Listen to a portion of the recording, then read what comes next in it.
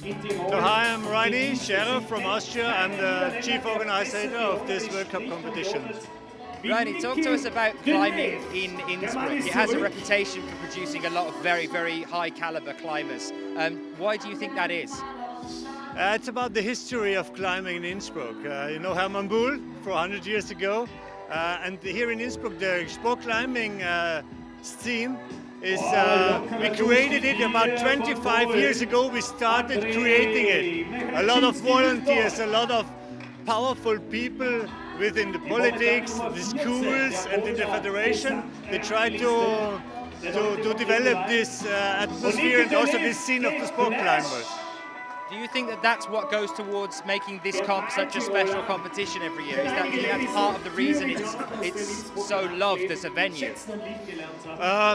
When we started to do competitions here in the town, it was about 11 years ago, we have seen international competitions and national competitions, and a friend of mine, Andy, he said, no, we have to do something better. So just create, not the rock master, but the block master. And that was the start for all this development. And Andy is always he wants to improve from year to year, and I think we improve every year. There's definite evidence of that this year. We saw last year the final 5 of the qualifications because of the weather. We had the problem. This year you put it round to the side. Are there any other improvements that you've made this year that you're proud of as an event-setting team? The improvements, they're getting smaller but more intense, but for our time. Because it's little things, because of television, where to put the cameras, how to work together with whom, to make it more popular. The event area, it's probably the same, but it's the things around, they cost a lot of energy. What about some of the youth programs that you have here in Austria as a whole? How do they go towards building such a strong team?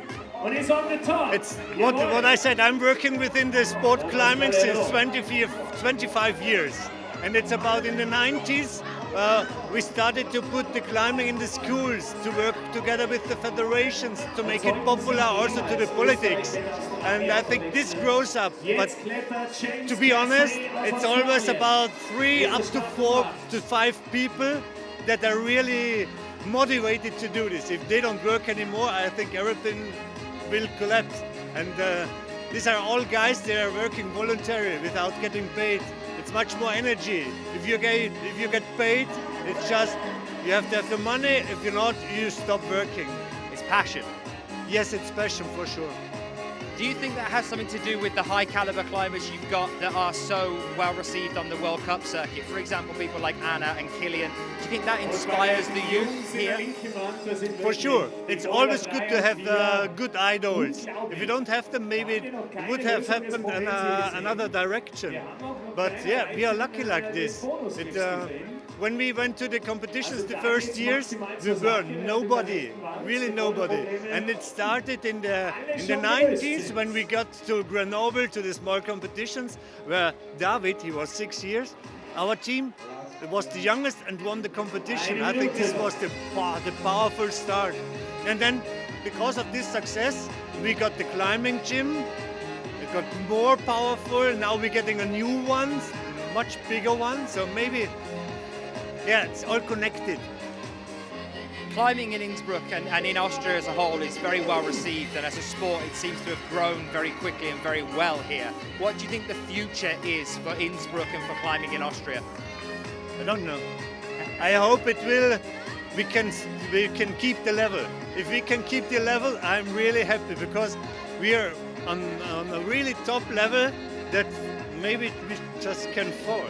I don't know. I'm happy if we can keep this level. So it's hoping that you haven't already peaked. Yeah, no, I don't hope so. But it's going well. What can we have more? Reini, thank you very much. You're welcome.